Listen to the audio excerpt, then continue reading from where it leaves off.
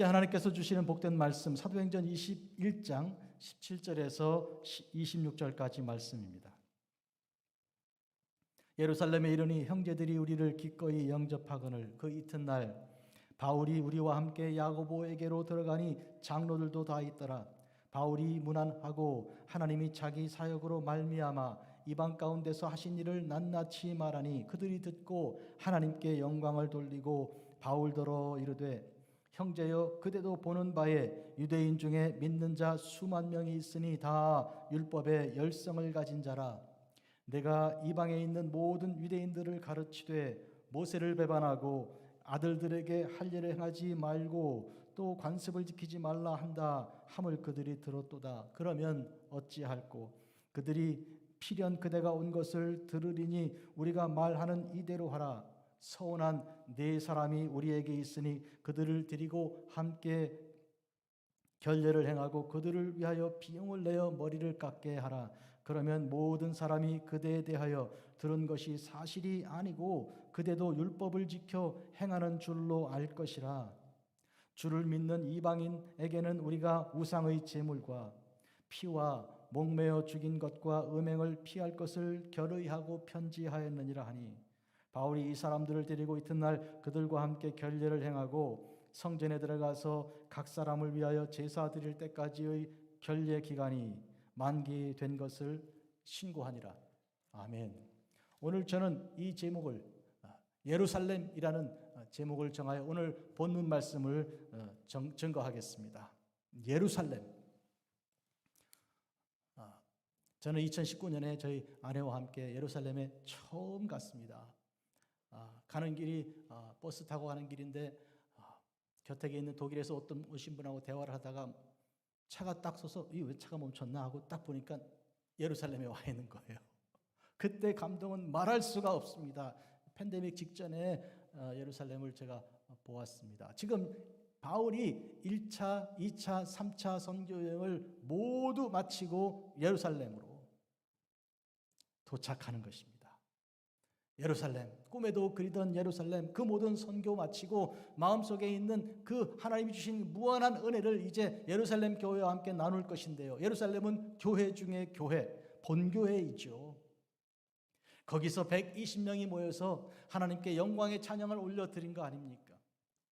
그때 오순절 성령 세례 받아 성령이 충만한 은총이 아주 가득한 그 역사를 이제 이루어 주께 찬양을 드렸던 그 첫 번째 교회. 마침 이 바울은 모든 일정을 축소하고 달려갈 길을 압축해서 부지런히 달려서 예루살렘에 도착하는 게 오순절에 꼭 닿기를 위하여 달려온 것이죠. 그러니 그런 일정에 예루살렘에 도착했을 때 바울의 심정이 어떠했을 것인가 상상이 됩니다.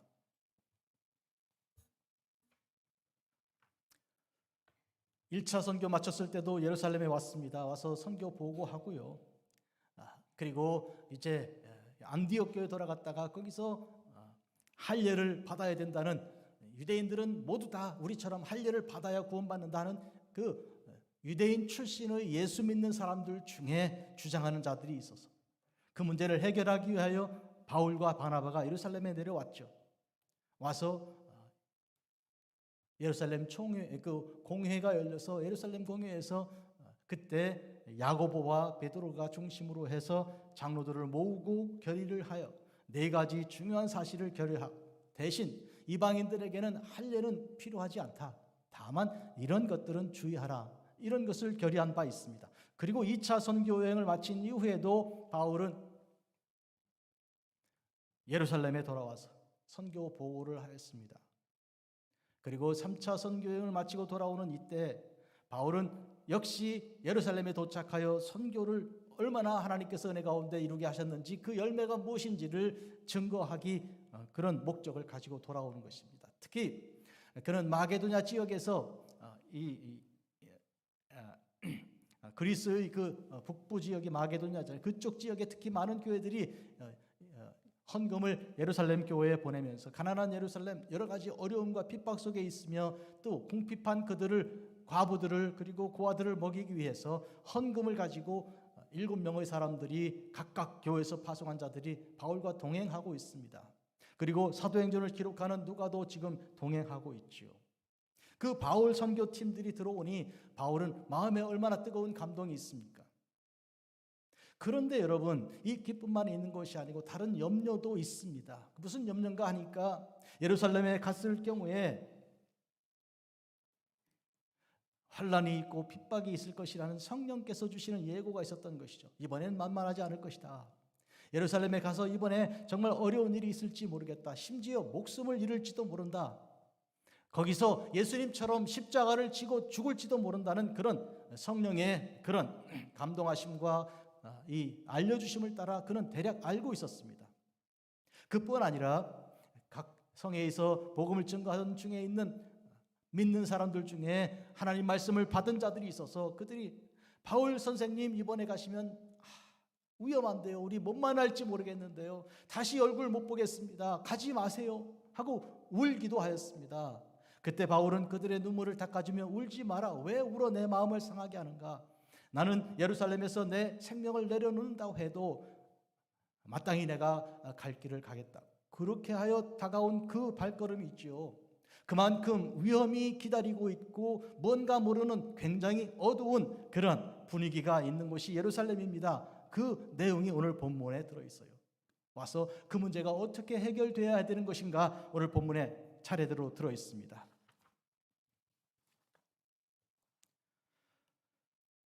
바울이 예루살렘에 도착했을 때 그런데 놀랍게도 기대 이상으로 교회 장로들과 교회 지도자인 야고보가 따뜻하게 맞아주었습니다. 마음이 누그러지게 만들어준 거예요. 칼날 같은 아주 굉장히 서리빨 같은 일들이 있을 거라고 예상하고 긴장이 많았는데 긴장을 팍 풀어줄 만한 따뜻한 영접이 이렇게 기다리고 있었어요.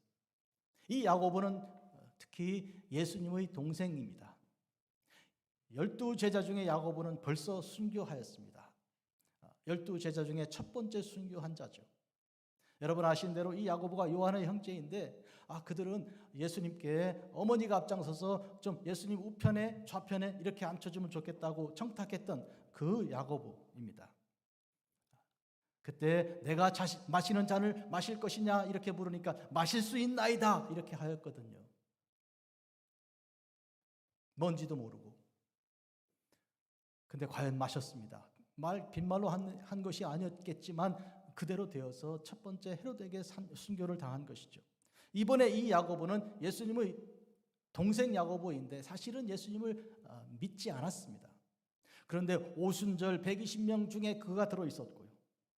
성령이 임하여 그가 그때부터 주님을 구주로 영접하는 놀라운 역사가 일어난 것이죠.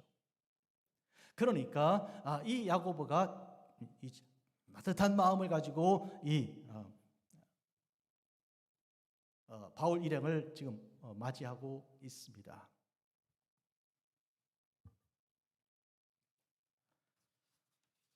지금 이 먼저 오자마자 바울이 그들에게 선교 보고합니다. 하나님께서 자기 사역으로 말미암아 이방 가운데 어떤 일을 이루셨는지를 말하는 거예요. 하나님께서 역사하사 이방인들이 회개하고 돌아오고 주님께서 우리의 구주심을 고백하고 하나님께 영광을 올려드리는 가운데 교회가 부흥하고 아픈 자가 낫고 또 귀신이 물러가고 이런 역사 막 증거한 것이죠. 그랬더니 얼마나 기쁜지 다들 기뻐하고 하나님께 낱낱이 이제 들은 그대로 찬양을 올려드렸습니다. 하나님께 영광을 올려드렸습니다. 여기까지는 굉장히 좋았습니다. 그런데 이제 야고보가 말을 시작합니다. 바울 그대도 보는 바에 유대인들 중에 예수 믿는 사람들이 수가 굉장히 많다. 아시는 대로 바울이 예루살렘에서 설교했을 때 한 번에 3,000명씩 돌아온 적이 있으니까 이 많은 예수 믿는 사람들이 있는데 그런데 이 예루살렘에 있는 유대인들 중에 예수 믿는 사람들은 이 율법에 굉장히 열심히 있는 자들이다. 그대도 아는 대로. 실제로 이들 중에 일부가 바울이 1차 선교를 마치고 돌아와 이제 예루살렘에 돌아왔다가 안디옥에 갔을 때 안디옥까지 쫓아와서 뭐라 그래요? 바울 당신이 하는 건 다 좋은데 이방인들에게 왜 할례를 받게 안 하는가? 할례 없이 구원이 어디 있는가? 율법을 다 지키지 않고 무슨 구원을 받는다는 것이냐? 이렇게 주장하여 교회가 큰 혼란에 빠진 것이죠. 안디옥 교회는 이방인들이 많이 모이는 교회 아닙니까? 그런데 가만, 우리가 할례를 받으라고? 그거 아니면 구원받지 못한다고? 바울 선생님은 우리에게 여태까지 예수 그리스도를 믿는 믿음으로 누구든지 다 구원받는다고 했고, 율법의 행위가 아니고 믿음으로 구원받는다고 배웠는데 이 무슨 소리십니까? 이래 교회가 큰 혼란에 빠진 거예요. 그래서 바울과 바나바가 1차 선교 여행을 동행했던 그들이 예루살렘에 내려가 회의를 열었던 거 아닌가요? 그때 일이 있었을, 그것을 지금 연상하는 그 일인 것이죠. 그 일을 야고보가 기억하고 있고, 또 그때 그 일이, 그 현상이 그냥 아직도 있는 거예요. 무슨 말인가 하면 이방인들도 율법을 행하지 않고서는 절대로 구원받지 못할 뿐만 아니라, 바울, 당신이 이방에 나가서 복음을 증거하고 하는 건 좋지만 당신도 율법을 지켜야 한다고. 그런데 우리가 들으니까 당신은 심지어 이스라엘 사람들에게도, 유대인들에게도 자녀들에게 할례를 행하지 말게 하라고 말하거나, 또 자기 자신도 모세 율법을 지키지 않는다고, 이런 사람들이, 생각하는 사람들이 있다고 야고보가 말하는 것입니다. 그래서 당신을 걱정하고 당신에 대하여 어떤 반대 감정을 가지고 있고, 심지어 좀 불편한 마음을 가진 사람도 꽤 있으니 오늘 여기서 좀 그거를 해소하면 어떻겠는가, 이렇게 야고보가 말하고 있는 거예요. 해소하면, 오해를 좀 풀어주면 좋지 않겠나, 그렇게 말하는 것이죠. 그리고 제안하는 내용이 뭔가 하면, 우리 중에 4명이 있는데 이 4사람이 마침 이 결례를 이제 행하는 그런 시기가 왔습니다. 민수기에 따르면 이 나시린의 서원을 한 자들은 나시린이 그 서기 끝나면 그대 머리를 깎을 수가 있는데, 지금 바울도 당신도 이들과 함께 그 결례를 따라 행할 뿐만 아니라 그들이 결례를 행하는 그 비용을, 제사의 비용과 과정의 비용을 당신이 좀 들여서 도와준다면, 누구든지 볼 때마다 바울이 굉장히 적극적으로 율법을 지키는 사람이기 때문에 우리가 괜히 오해를 하였다, 이러지 않겠습니까? 하고 야고보가 바울에게 제안을 하였습니다.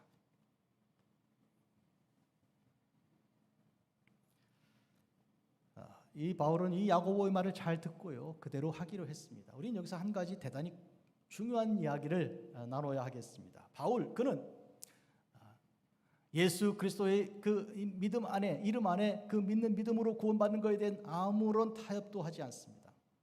율법의 행위로냐? 아니다.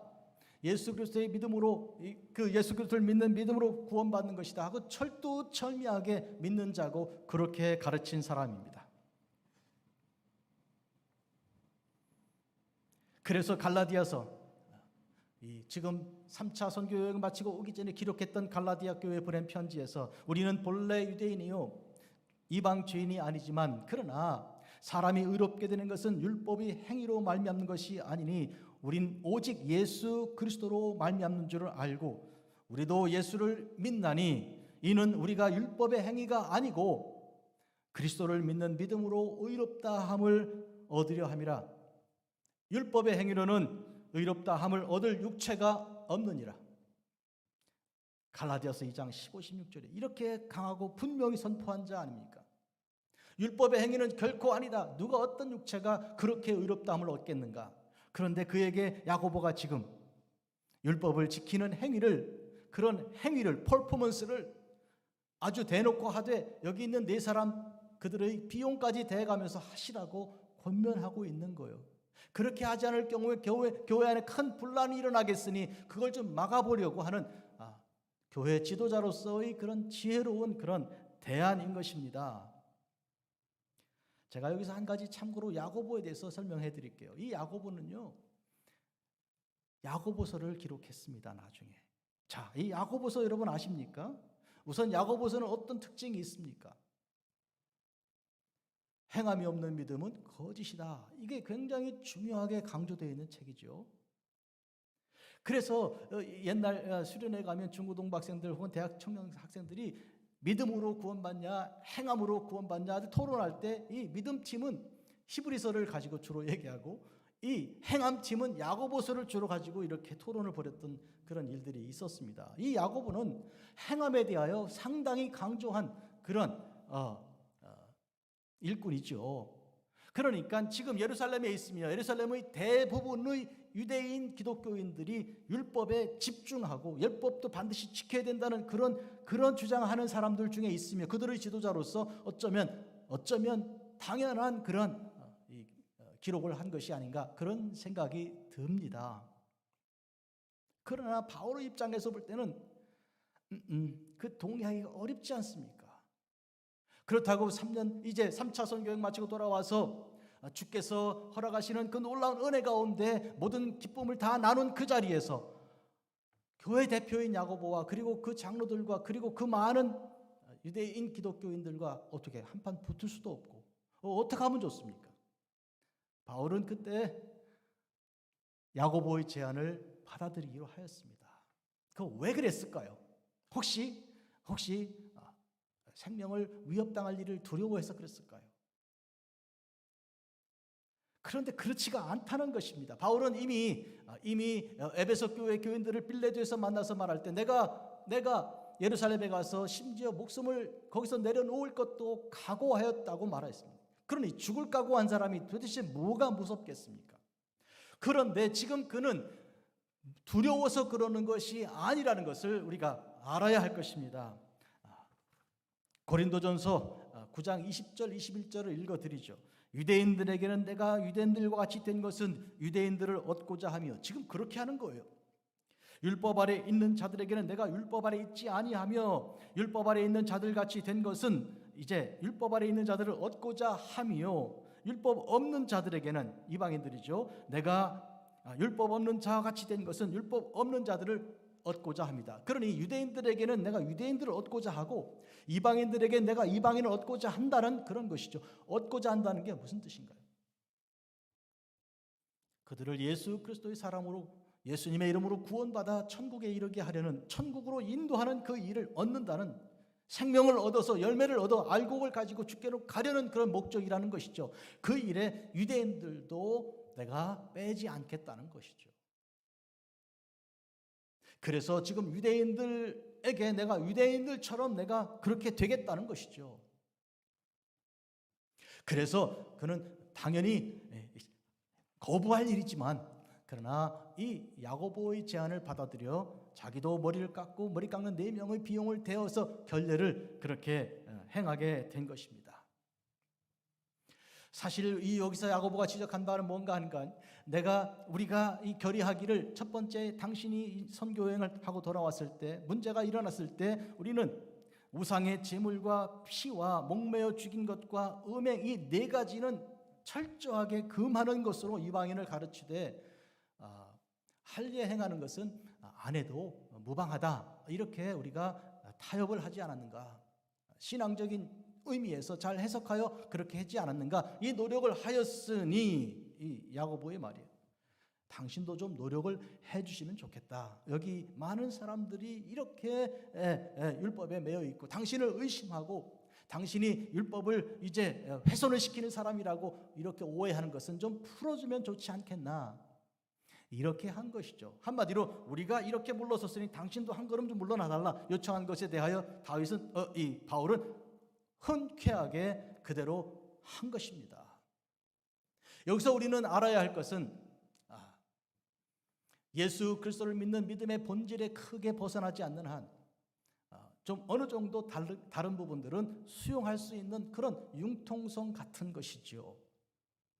오늘날 보면 이 예수 그리스도를 믿는 믿음 안에 있는 그 교회 중에 교단들이 여럿 있지 않습니까?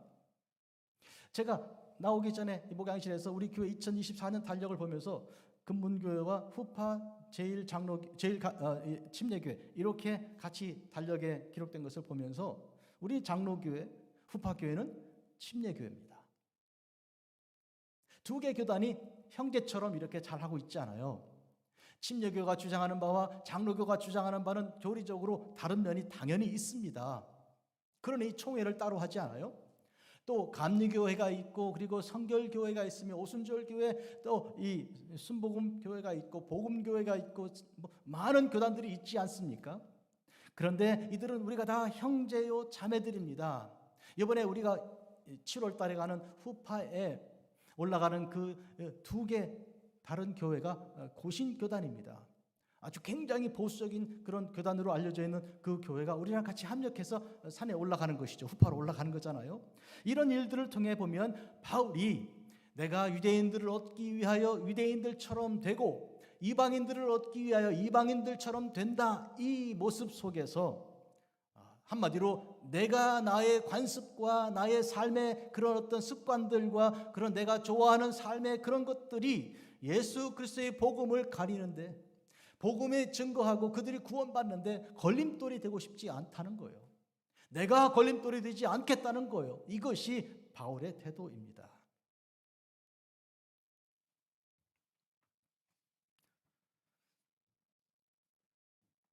그런데 여기까지예요. 이렇게 하여 바울이 와서 그들과 화합하고 그들과 합력하여 아름다운 일을 이루어가면 해피엔딩처럼 보이죠. 아이고 걱정 괜히 했네, 죽을지도 모른다고 생명을 내려놓고 결단했던 그 긴장 이제 완전 다 풀렸네, 이렇게 생각할지 몰라요. 왜냐하면 다 했으니까요. 그렇게 결례를 행하고요, 그리고 4명과 그들의 한 그 비용을, 제사 비용을 다 내주고요, 또 여기 본문에 들어있지 않지만 또 가지고 온 7교회에서 가지고 온 여러 많은 그런 예물들을, 헌금들을 가져다가 가난한 이 예루살렘 교회들을 풀어주니 교회가 이렇게 저렇게 이 모양 저 모양으로 행복하고 해피하지 않았겠습니까?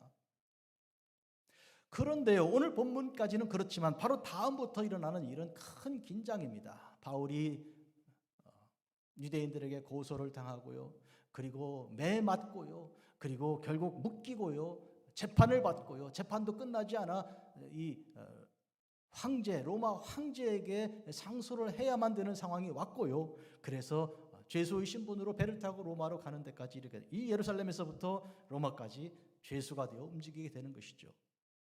자, 이 일이 있는 것을 통해 우리는 오늘 여기서 뭘 알 수 있는가 하면, 예루살렘을 오늘 우리 본문, 우리 일상생활, 우리의 삶 속에서 어떻게 볼 것인가 하는 것입니다. 저는 몇 번 이 설교를 통해서 바울에게 있어서 예루살렘은 오늘 우리에게 있어서 어딘가, 이것은 샌프란시스코가 아닌가, 이런 말씀을 드린 바 있습니다. 어떤 점에서 그런가요? 오늘 이런 점입니다. 뭔가 하면 바로 예루살렘이 복음 선포 선교의 전진 기지가 되어서 여기서부터 선교사들을 파송하고, 그리고 그들이 현지에 나가서 선교하다가 돌아와서 예루살렘에 와서 이제 선교 보고하고 힘으로도 재충전받아 다시 나아가는 이런 일이, 들어가고 나가는 일들이 계속 반복되었죠. 샌프란시스코가, 여러분 놀라지 마십시오, 원래 그런 곳이었습니다. 원래 지금같이 샌프란시스코가 세속적이며 교회를 안 나가는 사람들로 가득하고 세상 물결이 충만한 그런 곳이 아닙니다. 지금 이 시간 현재 샌프란시스코 49ers가 뭐 하죠? 미식축구 지금 최종 결승전 하지 않습니까? 그 지금 뭐 다 난리가 난 거예요. 이 가게들도 안 돼요. 지금 다 몰려 들어갔고 그거 보고 있기 때문에 교회도 아마 텅텅 비었을걸요. 그런데 여러분, 이렇게 교회를 가득 채워주었으니 금문교회 여러분 얼마나 감사한지 말할 수가 없습니다. 이 샌프란시스코가 원래 그런 데가 아니었어요. 여러분, 다운타운에 가보면 교회들이, 아름다운 건물들이 있습니다. 우리가 1년 반 예배드렸던 포스트 메이슨 만나는 거기, 그게 뭐예요? 그 유니온스교회에서 한 블락 두 블락 앞이잖아요. 무슨 그리스에 있는 무슨 신전 하나 들여다는 것처럼 뭐 어마어마하죠. 입이 벌어질 만큼 잘 만들어진 교회당이잖아요. 이미 교회가 팔렸고요, 교회는 떠났고요. 우리가 그 렌트하던 그때 교회 주인 교회는 벌써 없어지고요. 어떤 기관이 그것을 샀는데, 그러나 사적지로 등록이 되어 있기 때문에 이것은 너무 잘 만들어지고 역사적인 가치가 있기 때문에 1906년 대지진도 살아남은 건물이기 때문에 손대지 마라, 건물 손 못 댄다, 이렇게 된 거예요. 해서 교회로 쓰진 않지만 그 모양을 그대로 간직하고 있는데요. 슬픈 일이지만 한 가지 우리에게 알려주는 게 있죠. 뭔가요? 옛날에는 샌프란시스코가 이러지 않았다는 거예요. 옛날에는 사람들이 모이자마자 교회부터 짓고 예배를 드리고 찬양하고 기뻐 찬송 영광 돌려드리는 그런 센터였습니다. 샌프란시스코가요. 그런데 지금은 많이 변질된 것이죠. 이런 점에 바울이 우리가 아는 바 그는 최초에 이제 예루살렘에서 박해하던 자였. 그때 예루살렘 교회가 뜨겁게 성령 받아 역사하던 스데반 집사가 말씀 증거한 것처럼 뜨거운 역사가 일어나던 그런 곳이었습니다. 그때 이스라엘 예루살렘에서 모인 120명의 사람들은, 우리 교회 지금 12개 기둥 위에 지금 10개씩 창문 있잖아요. 이게 다 더하면 120개예요. 이게 그때 120문도를 예상하고 만든 교회당 건물이거든요. 자, 이 120명이 그때 어떻게 성령 받고 역사했습니까? 성령이 말하게 하심을 따라 말하기 시작했는데, 그때 언어는 여러 다른 언어들을 가지고 막 사용한 것이죠. 그래서 그 다른 지역에서, 먼 나라에서 다른 말을 쓰는 사람들이 예루살렘에 예배드리러 왔다가 각각 자기들 말로 말하는 이 120명을 보고 놀랬다 하는 거 아닙니까? 그게 무슨 얘기예요? 그 110명이 성령에 감동받아 성령의 역사심을 따라 말하게 하심을 따라 이 말도 하고 저 말도 하고 저 사람 말도 하고 하는 까닭은 이게 무슨 말인가 하면 그들의 마음이 열려 있는 거예요.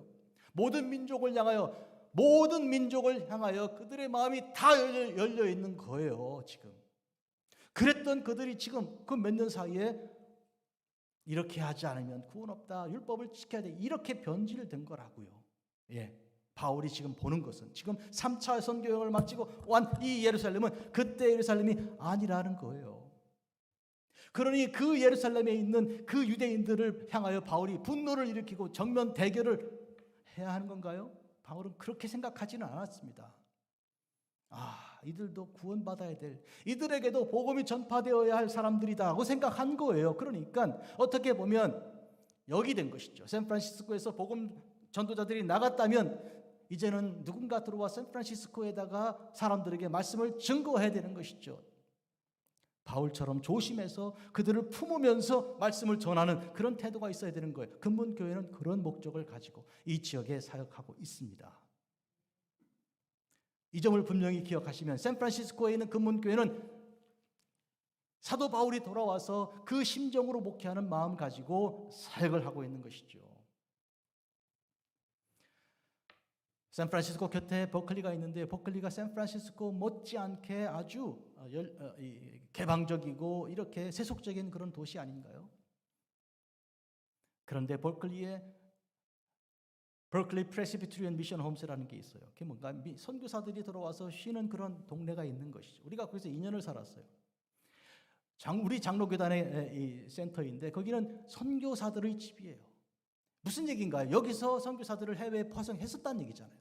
그리고 그들이 돌아와 쉬었다는 얘기고, 쉰 다음에 다시 나갔다는 얘기잖아요. 그러니까 샌프란시스코, 버클리, 이 샌프란시스코 베이 지역이 말하자면 선교의 센터 메카였다는 얘기예요.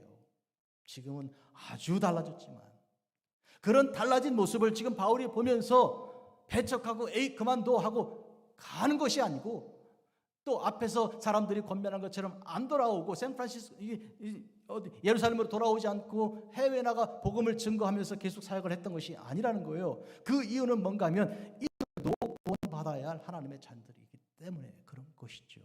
환난이 있다고 오지 않고 배척한다고 환영하는 곳으로 간다면 일이 어떻게 되겠습니까?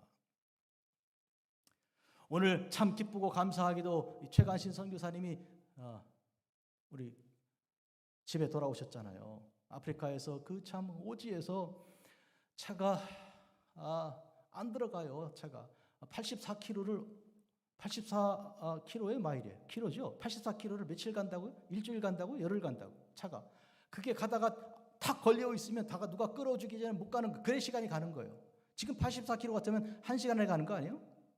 그걸 일주일 열흘 가야 된다는. 그런데 사역하면서 하나님의 교회 세우고 학생들이 넘쳐나는 그런 간호대학, 벌써 이 병원도 열어가지고 아이를 여럿이 지금 낳았다 그러니까 그런 아름다운 사역의 내용을 가지고 돌아왔습니다. 샌프란시스코에서 파송받았, 우리 교회에서 파송했잖아요. 그리고 이제 돌아오신 거 아닙니까? 선교복음 이제 하실 텐데, 그런 점에서 오늘 바울이 3차 선교여행 마치고 예루살렘에 오는 그날, 우리 이 설교, 예루살렘 설교하는 이날, 저는 오늘 오실 줄 몰랐어요. 그래서 하나님 참 놀라우신 분이시다 하는 생각을 했습니다. 참 대단하시죠? 네, 딱딱 아구를 맞춰주시는 것이죠. 그래서 저는 벌써 예배 전부터 은혜는 다 받아놓고 시작한 거예요. 사랑하는 성도 여러분, 오늘 우리는 그런 점에서 여기 선교가 대단히 어려운 거예요. 해외 선교가 어렵다고 여러분 참 고생 많이 하셔요 이렇게 하지만, 거기는 미안한 얘기지만 가면 북치면 사람들이 모여드는 거예요. 우리 선교사님 잘 아시다시피 북치면요, 북소리 들으면 집에 아무도 안 남아 있어요. 다 나오는 거예요. 그리고 모여서 교회가 되는 거예요. 건물 지으면 교회가 된다고. 사실이죠? 그거예요. 그런데 여기서 북친다고 누가 다 나옵니까? 나오긴 나오죠. 누가? 경찰이 나오죠. 이게 도대체 여기서 교회를 세우고 선교하고 목회한다는 게 이게 만만하지가 않은 거예요. 차라리 그러면 내가 거기 가서 그냥 여기 사역하고 여기서 환영받으면서 교회 목회하면서 춤추면서 예배 여기서 살고 싶다 이렇게 되지 여기 왜 오겠어요? 여기 왜 오겠냐고요? 여기서 무슨 목회를 왜 하게 무슨 볼 일 있다고 여기서 목회하겠어요? 그렇게 되지 않겠습니까? 그럼에도 불구하고 여기 교회가 있어야 하는 까닭은 바울이 지금 예루살렘으로 돌아온 목적과 똑같은 거예요. 이 사람들도 구원받아야 되는 거예요. 이 사람들도 구원받아야 되는 거예요. 이 사람들에게 생명줄에 그 불이 꺼져서는 안 되는 거예요. 그래서 하나님의 교회가 여기 있어야 되는 거예요. 어떻게 생각하십니까? 믿으시면 아멘, 아멘 꼭 있어야 되는 거예요. 그만큼 절망적이니까 그만큼 어두운 곳이니까 있어야 되는 거예요. 지난 시간에 저는 가버나움 설교하였습니다. 가버나움이 어떤 곳인가? 카펄, 마을, 나쿰, 동정, 불쌍히 여기는 마을이죠. 사실은 거기가 어둡고 멸시천대받는 곳이에요. 우리나라로 치면 말이죠. 저 대동강기 그 이남, 저 밑에 있는 그쪽 오랫동안 고려시대 때부터 멸시천대받던 그런 곳이나 마찬가지예요. 꼭 그렇게 돼요. 그런데 거기에 예수님께서 오셔서 그들을 위하여 사역하신 것이죠. 어둠 가운데 빛이 비친 거예요. 가장 어두운 곳에 빛이 가장 밝잖아요. 이런 점에서 오늘 우리에게 이런 어두운 곳에서도 하나님의 교회가 있어야 되고 선교의 사명을 가지고 100배나 힘들지만 사역을 감당하고 나가야 되는 것입니다. 그런데 이쪽 사람들은 인권이라고 그러면서 사람의 인권은 존중받아야 된다. 그 말은 굉장히 좋은 말인데요. 사실 그 뒷면엔 무슨 배경이 들어있는가 하면 우리 다 죄인 아니다 그 말이에요. 우리 다 용서받을 사람들 아니다 그렇게 얘기하는 거예요. 누구도 용서받을 사람이 없기 때문에 따라서 예수님 오셔서 우리를 구원하실 이유도 없다는 거예요. 우리끼리 충분하다는 것이죠. 이야기가 무슨 뜻인지 아시겠습니까? 그러니까 간절함이 없는 거예요. 하나님께 대하여 기도하지 않습니다. 기도 대신 명상하죠. 명상은 자기 속에서 자기가 하는 거니까요. 자기 만족을 하는 것이죠. 이 기도와 명상은 천지 차이가 다른 것이죠. 기도는 하늘에 계신 하나님께 드리는 거지만 명상은 자기 대화하는 거예요. 독백하는 거예요. 이런 점에서 이런 것이 가득한 샌프란시스코가 되었습니다. 여기에서 우리는 예수 그리스도께서 우리에게 왜 필요한 분인가를 증거하는데 사실은 목숨을 내려놓아야 하는 것이죠. 바울은 바로 그런 점에서 1차적으로 예수 믿는 사람들 중에 율법에 집중하는 사람들과는 화해할 수 있고 어떻게 해볼 수가 있지만 그러나 예수 그리스도를 없이 자기 육신의 마음을 가지고 이방 종교에 사로잡혀 있는 그 예루살렘 지역에 있는 유대인들, 예수님을 영접하지 않는 자들, 그들에게는 바울이 결국 묶임을 당할 수밖에 없는 것이고 죽임을 당할 수밖에 없는 처지에 이르게 되는 것입니다. 예수님께서 예루살렘에 대해서 어떻게 말씀하셨습니까? 예루살렘아 예루살렘아 선지자들을 죽이고 내게 파송된 자들을 돌로 치는 자여 암탉이 그 새끼를 날개 아래 모음같이 내가 네 자녀를 모으려 한 일이 몇 번이더냐. 그러나 너희가 원하지 아니하였도다. 문제는 샌프란시스코의 문제는 원하지 않는 거예요. 목마른 사슴이 달려가는 갈급함이 없는 거예요. 뭐 다 만족하는데 즐거운 일이 많이 있는데 뭘 교회보다 훨씬 신나는 일이 있는데 뭘 왜 우리가 어둠침침한 교회에 가냐 그거예요. 그러니 주님을 찾지 않는 거예요. 이것이 문제인데 우리가 여기서 어떻게 주님을 찾는 것이 생명의 길인 것을 증거할까요? 우리는 인내하면 되는 것이죠. 참고 기다리면 되는 거예요. 뭐예요? 왜 어떻게 뭘 참습니까? 주님 없이 살아가는 사람의 결국이 무엇인지를 결국 시간이 알려줄 것이기 때문이죠.